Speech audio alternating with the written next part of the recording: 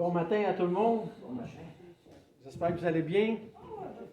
On va faire un retour ce matin sur le chapitre 7, juste pour s'assurer qu'on voit les éléments qu'on a passés en vitesse là, en conclusion de session la semaine passée. On va aller lire au chapitre 7, verset 13. Si vous pouvez tourner dans votre Bible.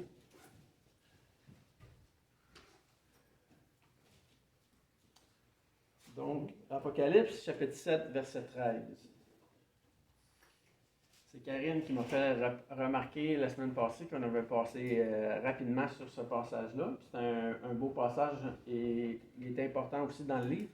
Donc, on va juste aller voir de quoi il en retourne pour être certain qu'on puisse avoir les idées claires là, dans la suite. Donc, verset 13. On parle ici des 144 000 qui, au verset 9, s'étaient revêtus de robes blanches. Donc, on va lire à partir du verset 13. Et l'un des vieillards prit la parole et me dit, « Ceux qui sont revêtus de robes blanches, qui sont-ils et d'où sont-ils venus? » La question est posée ici, pas parce que le vieillard ne sait pas la question, mais c'est un peu encore comme une rhétorique pour nous faire réaliser l'importance de la réponse.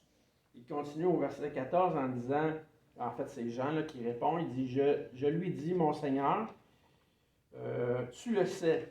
Et il me dit, ce sont ceux qui viennent de la grande tribulation, ils ont lavé leurs robes et ils les ont blanchis dans le sang de l'agneau. Donc, le vieillard pose la question et répond tout de suite, par la suite, après avoir fait réaliser à Jean de quoi il parlait. Donc, dans les 144 000 qu'on parlait, ce qu'on appelle la grande tribulation, c'est ce que vivent les 144 000 à ce moment-là, dans la période que Jésus avait décrite là, en Matthieu 24. Ça va pour ça? On va y revenir de toute façon. On va y revenir dans d'autres chapitres. Comme je vous ai mentionné, il y a des chapitres vraiment encore plus clairs qui vont nous bien nous situer l'époque précise là, dans le temps. Ça va pour ça? Oui. OK, parfait. On y va avec le chapitre 8. Ici, on nous parle du 7e et du dernier saut. Okay? On avait vu une série de 6 auparavant. Là, on arrive vraiment en conclusion. Okay? Quand je lis ce chapitre-là, j'ai l'impression qu'il y a beaucoup de choses qui m'échappent. Okay? Et ça s'explique en partie. Non seulement qu'il m'échappe à moi, mais qu'il devait échapper aussi à celui qui lisait. Vous savez, quand on lit la parole, là, il y a deux choses qui se produisent. Hein? Soit on comprend, hein? La parole nous est révélée, ou soit on ne comprend absolument rien puis elle nous est cachée. Jésus avait déjà expliqué dans le Nouveau Testament que ça se produit souvent suite à notre désir de cœur. Hein? Si on veut comprendre, ben, si on s'humilie, Dieu va nous révéler ce qu'il est en train de dire. Et si on ne veut pas s'humilier, si on est indifférent, ben, finalement, ça va nous être caché. Hein? Jésus disait, vous êtes heureux que ces choses sont révélées et qu'ils ont été cachées aux grands. Donc, quand on lit la parole, spécialement le chapitre 8, moi, j'ai un petit peu cette pensée-là. Je me dis, il y a plein de choses qui m'échappent dans le texte, mais quand on le regarde dans l'ensemble du passage, ça prend tout son sens parce qu'on voit que Dieu veut donner une direction à ses enfants et ceux qui ne croient pas en lui ne comprendront pas de quoi retourne le livre. Okay? Donc, on va aller voir le chapitre tout de suite. Okay? Mais juste avant, la semaine passée, je vous ai parlé du sceau de l'esprit. Okay? On va aller voir dans le Deutéronome, chapitre 6, versets 6 à 9, pourquoi chez les Juifs, déjà, on savait à quoi faisait allusion un sceau. Okay? Un sceau donné par Dieu.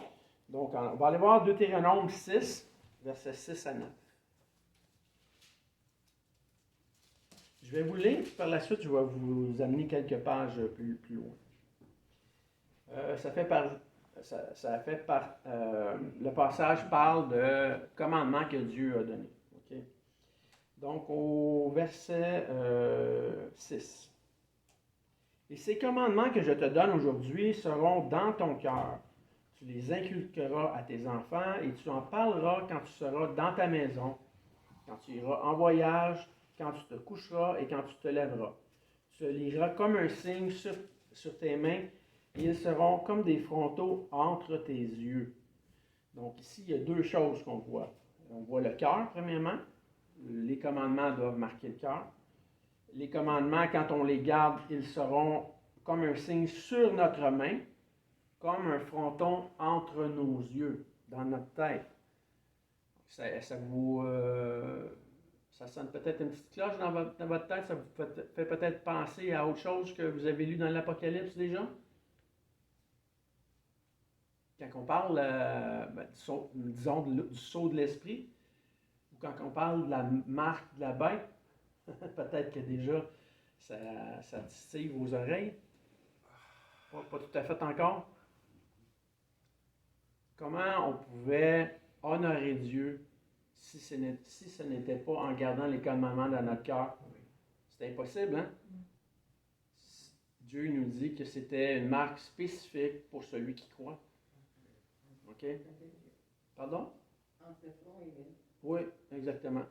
C'est pas une marque visible, hein? Non, c'est pas une marque vraiment sur notre main, puis une vraie marque sur notre front, mais c'est quand même un signe distinctif du fait qu'on a cru. Hein? Donc, pour le croyant, c'est la même chose. On dit qu'on est scellé de l'esprit. Il n'y a pas de signe visible. Il n'y a pas de signe physique là, qui nous démarque d'un autre. Ce n'est pas comme un bétail là, qu'on a marqué. Là. Le croyant n'a pas de signe distinctif, mais dans sa conduite, il y a un signe distinctif clair qui fait en sorte qu'il démontre qu'il a cru et qu'il sert son Dieu. Oui, mais ça. En parlant aux enfants, pour ça qu'ils sait, quand il dit vous parlez aux enfants, ça vient, la parole vient de la parole, vient de l'Esprit Saint. Vient de Jésus, la parole. Alors, c'est pour ça que l'enfant, il capte le message et puis ça va, il l'enregistre. C'est comme un signe, quand tu entends quelque chose dans ta jeunesse, tu t'en rappelles que quelque chose qui était bien, là, ouais. qui était bien dit. Là. Exact. Oui, c'est ça. Ça laisse une trace, c'est une éducation, quelque chose qu'on inculque. Donc oui, il y a quelque chose qui reste. Et ça reste, si on veut bien que ça reste, hein, parce que si on ne veut pas que ça reste, bien, notre conduite, on peut la négliger. On voit la différence dans des familles où que des enfants n'ont jamais entendu parler de Dieu, n'ont jamais entendu rien.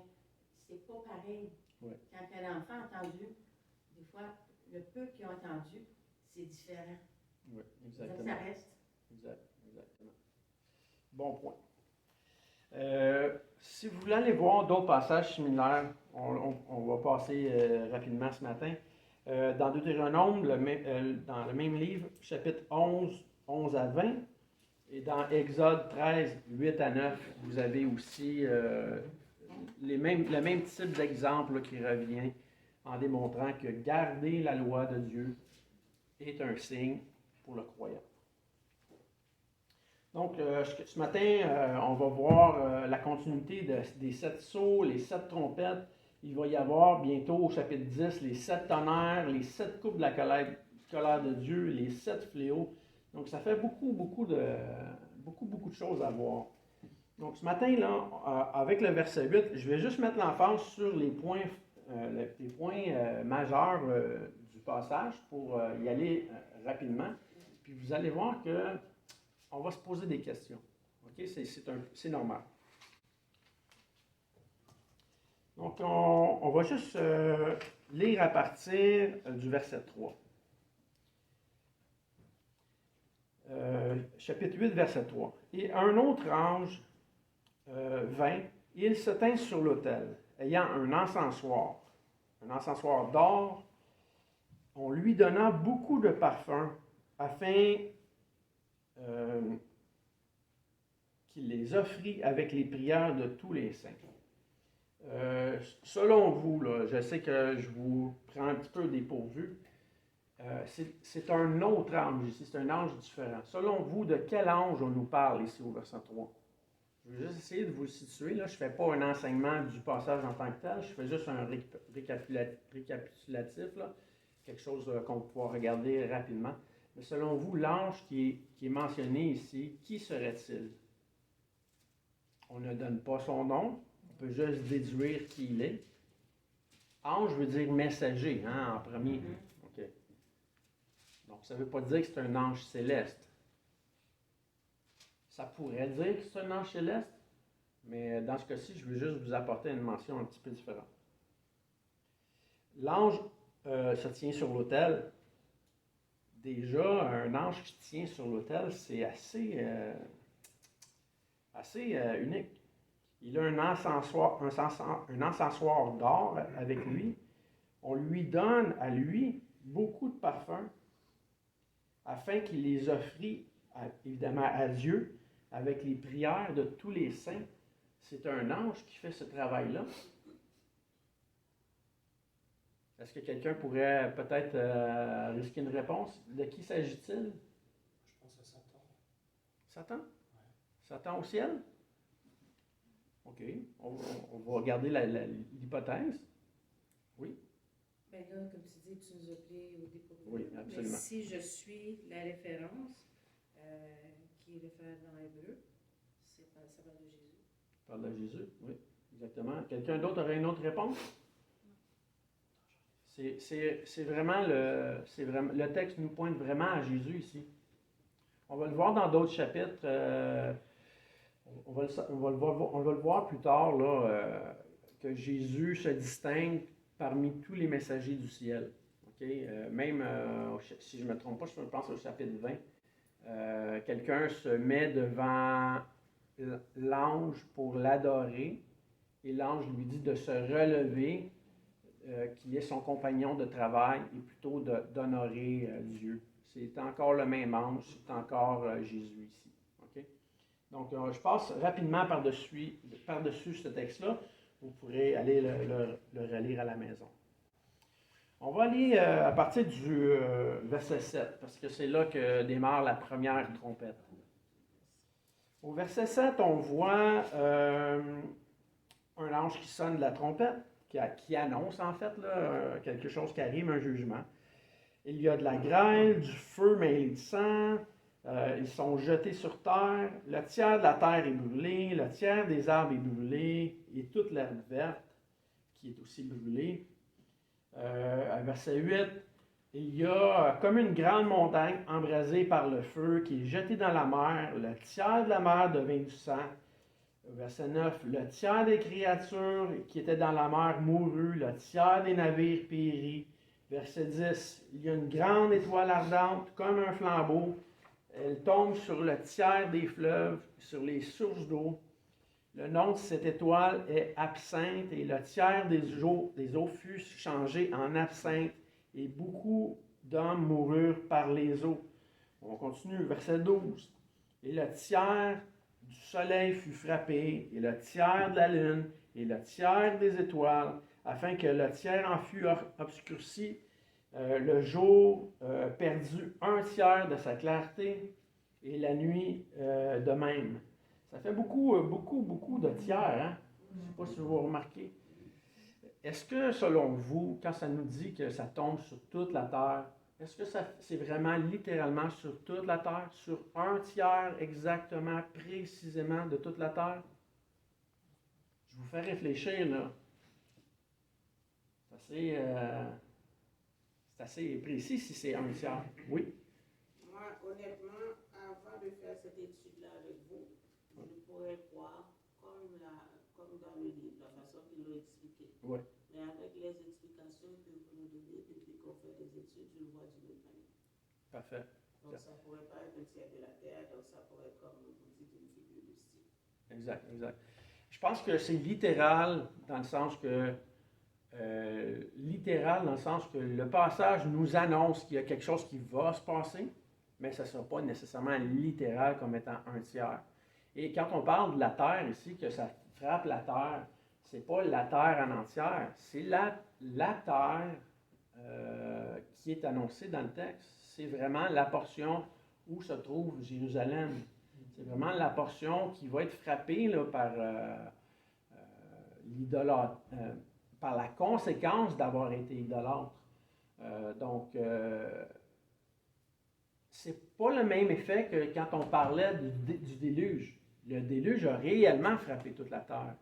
Mais ici, dans le contexte, c'est une façon de parler encore, juste pour nous ramener qu'il y a quelque chose de précis qui se passe chez les Juifs, okay? Parce qu'on va le voir même dans le texte d'aujourd'hui. Il y a quelque chose qui se passe ou qui distingue ceux qui sont scellés de l'Esprit, ceux qui sont scellés du sceau, les 144 000, qu'on a vu la semaine passée, qui n'était pas un nombre nécessairement arrêté, fixe, déterminé de 12 000 Juifs par tribu, mais c'était plutôt un ensemble de croyants là, qui avaient confessé, qui étaient des serviteurs de notre Dieu, de ce qu'on avait vu dans le texte. Donc, il y a une distinction à faire entre ceux qui sont scellés et ceux qui ne le sont pas scellés. Okay? Le fléau ne vise pas ceux qui sont scellés, mais ceux qui n'ont pas la robe blanche, qui n'ont pas confessé Jésus-Christ. Okay? Donc, dans le texte, on va aller donner des explications, disons, entre nous, parce que le texte nous touche, le texte s'adresse indirectement à nous. Il s'adressait vraiment aux 7 églises de l'Asie mineure, mais indirectement, on le lit aussi. Là. La Bible n'est pas écrite à nous, mais pour nous. Donc, on a le même principe ici avec le livre de l'Apocalypse. Donc, on est capable de faire un résumé de tout ce qu'on peut lire et, en bout de ligne, là, arriver à pouvoir statuer puis dire comment Dieu agit. Okay? Donc, quand on lit dans le texte de ce matin un tiers, un tiers, un tiers, la terre, un tiers du soleil, de la lune, il ne faut pas trop être embêté. Il faut regarder l'idée générale et voir qu'est-ce que Dieu veut réellement faire. Ce n'était pas un tiers du soleil en tant que tel qui était tombé, mais ces images-là nous pointent à des choses qui se passent, que Dieu permet dans un jugement et pourquoi elles arrivent. Ça va pour ça? OK. Donc, je ne passerai pas une heure ou même une fin de semaine de conférence avec vous pour vous parler d'un tiers de la Lune, un tiers du Soleil. Là. Il y en a qui le font, là, puis ils disent absolument n'importe quoi. Donc, je veux vraiment vous garder dans le sens général du passage, et par la suite, on va pouvoir faire une belle analyse puis être capable de voir où ça nous mène. Ça va? Donc, dans le passage du chapitre 8, comme je vous mentionnais, pour moi, il y a des choses énigmatiques, OK, sur lesquelles je ne dois pas nécessairement chercher à statuer en tout point. OK? Donc, je me fais une idée générale et je comprends bien comment Dieu veut agir. OK? Donc, révéler et cacher, deux autres choses qu'on doit se souvenir aussi qui peuvent nous édifier là, quand on lit la parole. Okay? Et Dieu veut que ça nous soit révélé. Gloire au Seigneur. On va aller maintenant, donc on saute les trompettes, là, deuxième, troisième, quatrième. Je les ai lues rapidement dans le résumé que j'ai fait tout à l'heure. Donc on arrive là, après la série de malheurs qui était annoncée, on arrive à la 5e trompette. Là, on va passer un petit peu plus de temps sur ce chapitre-là. On va aller voir la description qui est faite, OK? Et je vais vous demander vos impressions sur le chapitre. Et on va essayer de décortiquer après pourquoi, dans le contexte, ça nous dit quelque chose qui est plutôt pointu, là, précis. OK? Donc, on voit, on va commencer au verset 1, tiens. Je ne sais pas quel titre vous avez dans votre Bible, parce que souvent il y a des titres qui sont mis, là, qui ne sont pas inspirés en début de chapitre. Je ne sais pas, peut-être si on peut faire un tour des titres que vous avez dans vos Bibles au chapitre 9. Vous pouvez me lire ce que vous avez dans Bessie? J'ai ouverture du puits de l'abîme. Ouverture du puits de l'abîme. Quelqu'un d'autre? Cinquième trompette. Moi, le cinquième en sonate de la trompette. OK. Le cinquième ordre, sonate de la trompette. On a déjà deux mentions contraires. Quelqu'un d'autre? En fait, le cinquième ange sonnait la trompette, c'est comme ça que commence le verset 1. Il n'y a pas de... Tu n'as pas de titre au-dessus? Non, c'est ça. OK. Quelqu'un d'autre? Pareil. Donc, vous êtes tous en Louis II, j'imagine? Moi aussi, j'ai ouverture de l'abîme, du puits de l'abîme. Pardon? Donc, juste pour vous dire que les titres ne sont pas inspirés. Hein? C'est des références. Et l'auteur qui nous met un titre peut être en plein dans le mille ou être complètement dans le champ. OK? Donc, ça pourrait être un danger.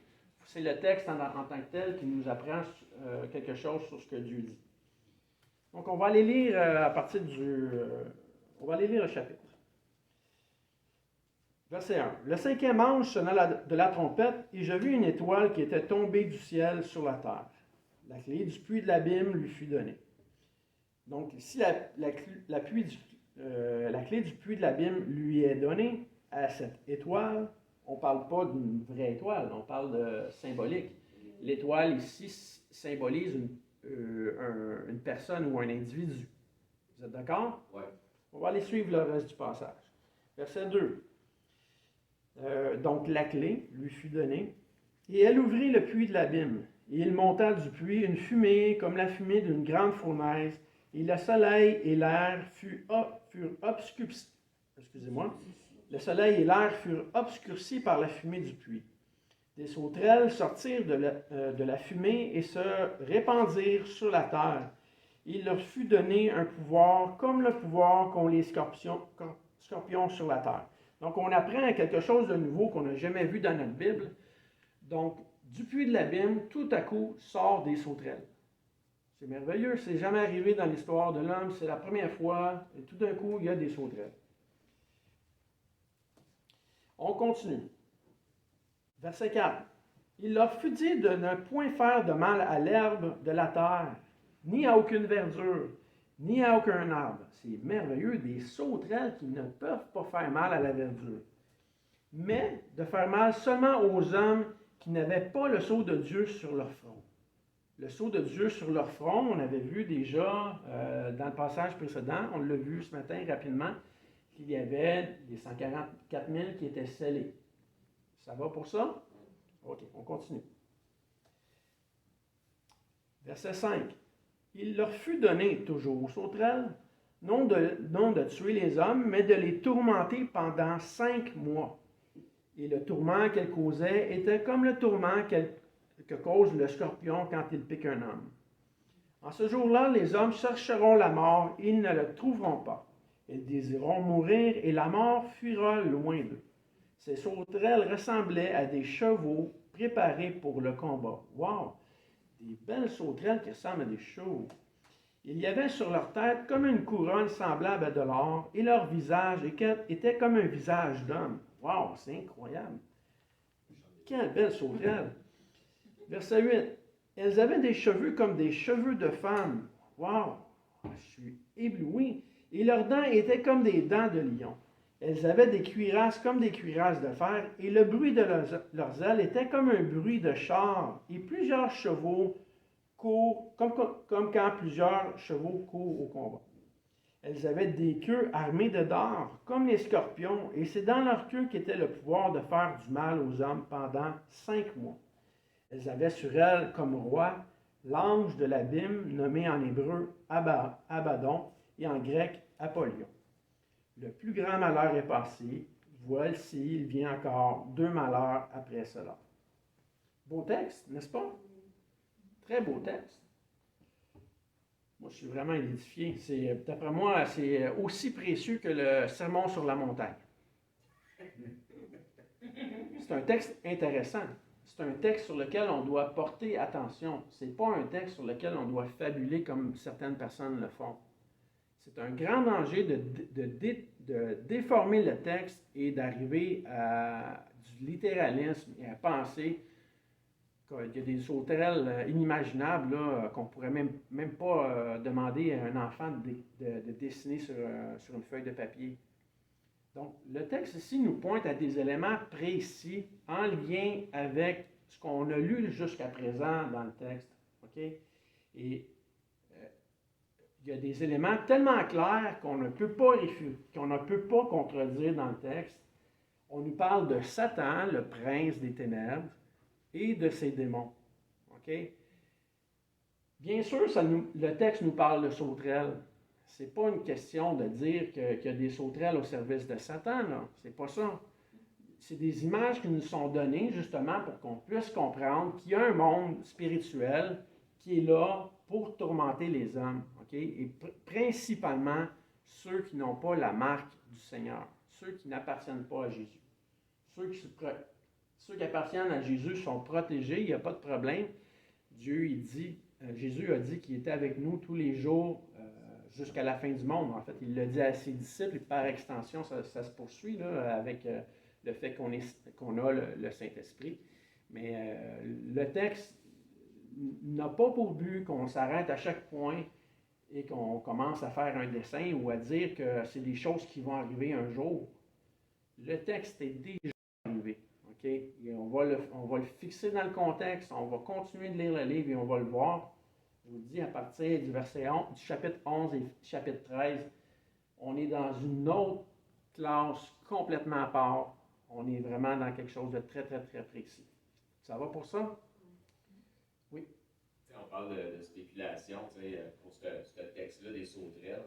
Dans les années 80-90, la spéculation, c'était des hélicoptères Apache. Oui. Et puis, d'avance, dans les années 2010, en montant, c'est des drones.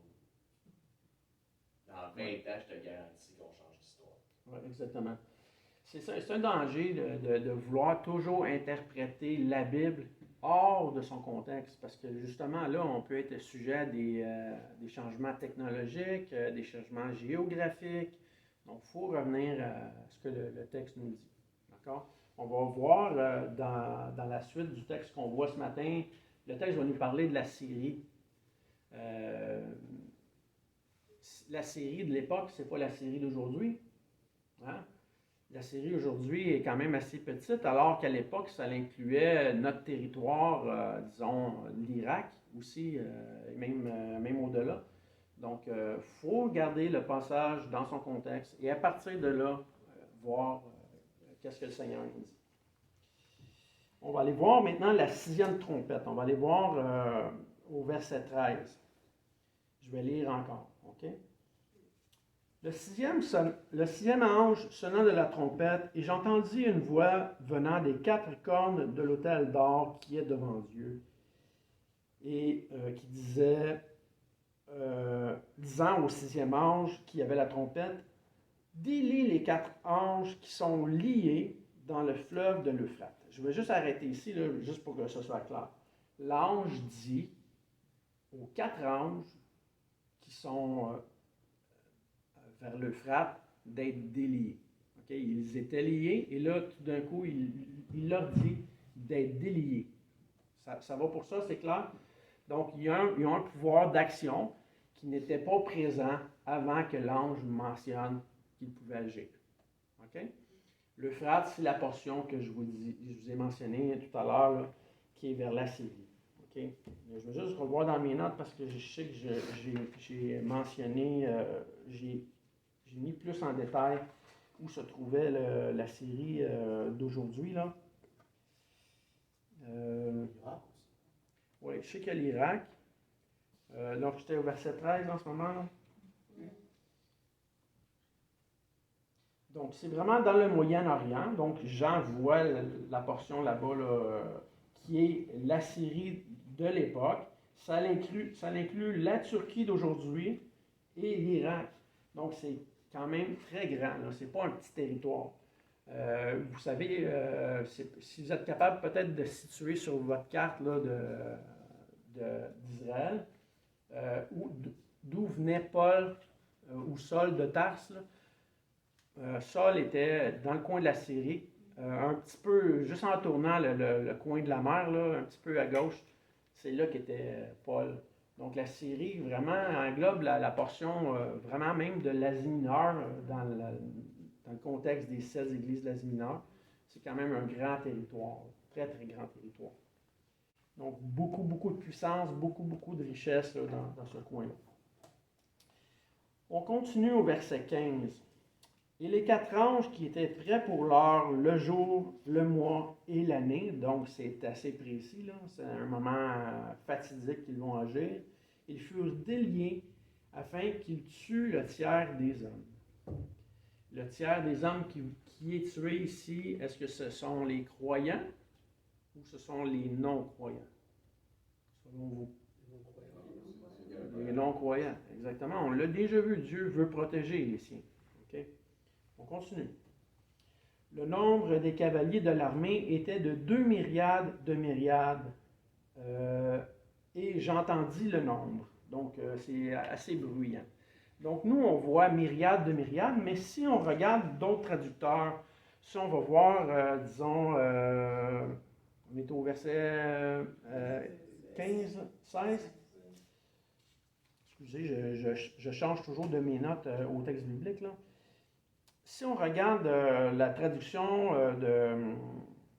si on regarde Strong, mettons, pour ceux qui connaissent la Bible Strong est numérotée. Donc, chaque mot, si par exemple on prenait le mot grâce, un chiffre lui est donné. Ça pourrait être, mettons, 2400. Et dans la Bible, à chaque fois que ce mot-là se retrouve dans la même langue, par exemple en grec, on va être capable de retracer tous les passages où ce chiffre-là, où le mot grâce est identifié. Donc, dans la Bible Strong, ici, le mot qui est utilisé, c'est simplement milliers. Donc, certains traducteurs ont utilisé myriades de myriades, donc quelque chose de très, très nombreux, alors que Strong, lui, a utilisé simplement le mot millier, qui est vraiment le mot qui donne plus le sens réel du texte. Okay? Donc, on va juste continuer dans le texte. Donc, ça va être un petit peu moins peut-être impressionnant. Le nombre de cavaliers de l'armée était de milliers de milliers. Okay? C'est un petit peu plus terre à terre. Des myriades de myriades, là, des cavaliers sur terre, il faudrait peser très très fort aujourd'hui pour être capable d'arriver à ce nombre-là, même sur la planète. Okay? Donc, verset 17 maintenant. Et ainsi dans la vision, je vis les chevaux et ceux qui les montaient avec des cuirasses de couleur de feu, d'hyacinthe et de soufre. Donc, des couleurs rouges, des couleurs bleues, des couleurs soufre probablement plus foncées ou à voir, là, mais on continue. Les têtes des chevaux étaient comme des têtes de lions. De leur bouche, il sortait du feu, de la fumée, du soufre. Le tiers des hommes fut tué par ces 3 fléaux, par le feu, par la fumée, par le soufre qui sortait de leur bouche, car le pouvoir des chevaux était dans leur bouche et dans leur queue. Leur queue était semblable à des serpents ayant des têtes, et c'est avec elles qu'ils faisaient du mal. Les autres hommes qui ne furent pas tués par ces fléaux ne se repentirent pas des œuvres de leurs mains, et ne cessèrent pas d'adorer les démons et les idoles d'or, d'argent, d'airain, de pierre et de bois, qui ne peuvent ni voir, ni entendre, ni marcher. Ils ne se repentirent pas de leurs meurtres, ni de leurs enchantements, ni de leur débauche, ni de leur vol. C'est encore un texte assez complexe, hein? Beaucoup, beaucoup d'images. On voit la finalité du texte qui nous dit précisément que ce sont les infidèles qui sont visés, hein? Ce sont les infidèles qui sont visés par le fléau, par les cavaliers et leurs chevaux. Dans le premier texte qu'on a vu tout à l'heure, du chapitre 9, comme je vous dis, on pouvait facilement identifier qu'on parlait de Satan et de ses démons, hein, de forces spirituelles qui affectaient l'homme.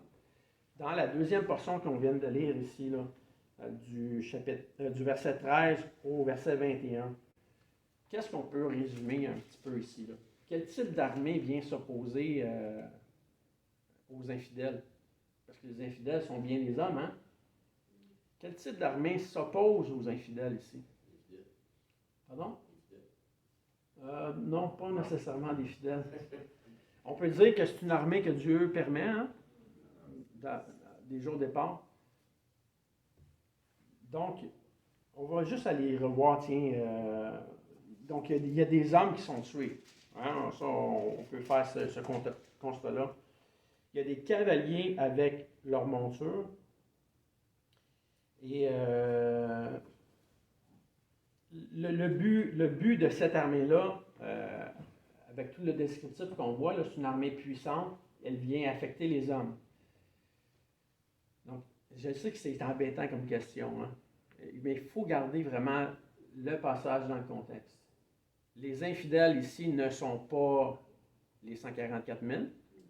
Hein? Ils ne sont même pas mentionnés dans le texte. L'armée ici, qui est, disons, de pourpre. Pourpre, c'est quelle couleur? Rouge. Pardon? Rouge foncé, exactement. Excellent point. Ça ressemble à quelle armée? Armée russe ou chinoise. Oui, aujourd'hui, il y a l'armée russe et chinoise, mais à l'époque, ça pouvait ressembler à ce qu'on connaît. Rome. Rome. OK? Ça commence peut-être à nous ouvrir un peu l'esprit. Hein? Est-ce que quelqu'un est familier avec le texte de Daniel 7? Daniel nous avait parlé de 4 grands royaumes. 4 grands royaumes qui se succéderaient. Peut-être qu'on pourrait aller voir ces royaumes-là. Daniel nous avait parlé, premièrement, de l'Empire babylonien. Hein? Avec Babylone, sa statue. Par la suite, il nous avait dit qu'il y avait un autre peuple qui viendrait. Les? Non. Après Babylone, c'est... Les Perses, oui. Les Perses. Les Médo-Perses, exactement. Donc, on ne parle pas en 5 ans, là. On parle sur une longue période. Par la suite, il y avait un troisième empire qui était pour venir. C'est l'empire grec avec Alexandre le Grand. Et cet empire-là a continué d'évoluer jusqu'à ce que ce soit l'empire de Rome. Exactement. L'empire d'Alexandre, on est capable de le retracer, hein? On est capable de retracer les périodes de ces grands royaumes-là. L'empire d'Alexandre était de quelle à quelle période environ? Ça fait loin, hein? C'est loin dans notre tête. Okay, l'empire de Rome a terminé à peu près vers 150, j'imagine, avant Jésus-Christ. Peut-être de 350 à 150 avant Jésus-Christ. Et par la suite, c'était l'empire de Rome. Hein, on connaît des grands empereurs, hein, on connaît tous la série des Césars.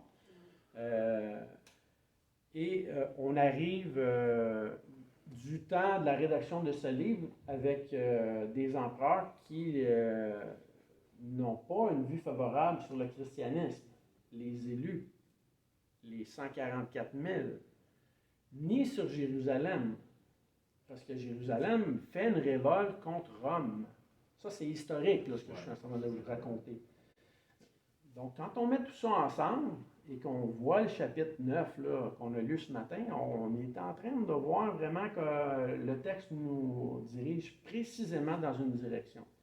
Pour nous, ce n'est pas évident parce qu'on est 2000 ans plus tard, mais imaginez-vous là, qu'on se retrouve en l'an, disons, 68, et que cette lettre-là nous est donnée, les rouleaux là, nous sont donnés. On reçoit ça d'un frère qui s'appelle Jean.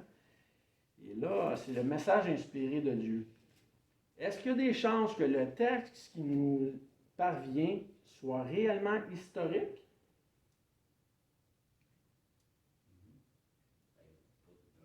Historique dans l'histoire. Oui, c'est ça exactement. Quand on reçoit le texte d'origine, okay, disons vers l'an 68, est-ce que le texte qui nous parvient est un texte historique? Non, il ne fait pas référence à une histoire passée. OK, quand on dit historique, c'est pas nécessairement faire référence au passé. C'est sûr et certain. C'est dans le sens que le texte qui nous parvient a réellement un contexte actuel. Ouais, de fait ouais. réel. Hein? De faits réels, exactement. Donc, c'est pas des fables, c'est pas quelque chose d'imagé, c'est pas quelque chose de futuriste. Le texte nous parle de choses précises. Donc, quand on est en train de parler des 4 royaumes que Daniel avait annoncés, on sait, même avant de lire le livre, que le 4e royaume est déjà arrivé avec Rome. Hein? Quand on vit l'événement, on le sait que Rome est là. On le savait qu'il y a un Messie aussi qui est annoncé. Les prophéties l'avaient déjà annoncé. Et quand on arrive à la lettre de l'Apocalypse, on le sait que Dieu va détruire Jérusalem. On le sait déjà. Donc, quand ça nous parle de l'armée ici au chapitre 9, il ne faut pas être surpris, là. Dieu est en train de parler de Rome. Rome, avec sa puissance, ses cavaliers, qui va mettre à mort ou à sac ceux qui s'opposent à son pouvoir. C'est ça qui est en train de nous parler, le chapitre 9. Pas de chevaux qui vont venir un jour, là, avec des têtes spéciales, puis avec des armées multicolores. Donc, il faut rester dans le contexte, et à partir de là, on fait une belle lecture et on va comprendre ce que Dieu veut nous dire. Ça va pour ça? Jusqu'à présent, est-ce que vous avez des questions?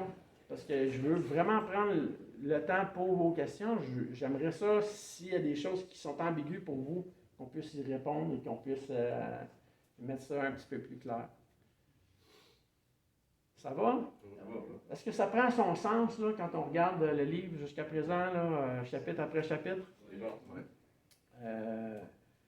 Moi, je vois dans le livre un livre très, très, très pratique qui est une continuité de ce que Jésus a déjà dit en Matthieu 24 quand il disait de prier. Hein? Si on retourne voir dans Matthieu 24, Jésus il disait à ses disciples de prier que ce jour-là n'arrive pas en hiver, prier pour les femmes enceintes, etc., etc. Donc, le passage est en parallèle, est un relief incroyable avec ce que Jésus avait déjà annoncé. Et avec ce que les prophètes nous avaient déjà aussi annoncé. Ils avaient dit que Dieu ferait justice un jour et qu'il ne tolérerait plus l'indifférence de Jérusalem et d'Israël. Ça va pour ça? Non. D'accord. On va arrêter ici aujourd'hui. On va prier. Et je vous invite la semaine prochaine pour le chapitre 10. On va continuer dans notre série et on va essayer de mettre ça toujours plus clair parce que c'est comme ça que le Seigneur veut que ce soit pour nous. Okay? Donc Seigneur, on te remercie pour ta parole, on te remercie pour tes plans merveilleux. On te remercie de prendre soin de ton Église et de prendre soin de nous aujourd'hui, 2000 ans encore après les événements qu'on lit ce matin. Merci, Seigneur, que tu ne veux pas qu'on soit ignorant. Tu veux qu'on comprenne ta parole. Tu veux que ce soit pratique pour nous, Seigneur. Et on te remercie pour tout ce que tu peux susciter dans nos vies et pour le sérieux de chacun aussi à étudier. Parce qu'il serait faux de dire qu'on va apprendre à te connaître sans effort, Seigneur. Ça n'est jamais arrivé dans l'histoire et tu récompenses toujours ceux qui te cherchent, Seigneur. Donc, on te remercie pour les beaux passages qu'on a lus ce matin et on te remercie, Seigneur, pour ta direction, pour ta protection et pour tout ce que tu fais pour nous, Seigneur. Au nom de Jésus, je te prie. Amen. Donc, merci à chacun. Merci pour votre présence.